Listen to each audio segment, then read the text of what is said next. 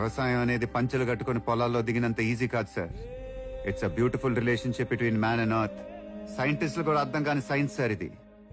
దాన్ని అర్థం చేసుకునేది రైతు ఒక్కడే. కదిలే ఈ కాలం తన రగిలే వేదనకి పదునల్లే విసిరిన ఆశల ప్రాణం నువ్వేరా. పగిలే ఇలా హృదయం తన ఎదలో రోదనకి మనమల్లే దొరికిన ఆఖరి సాయం నువ్వేరా.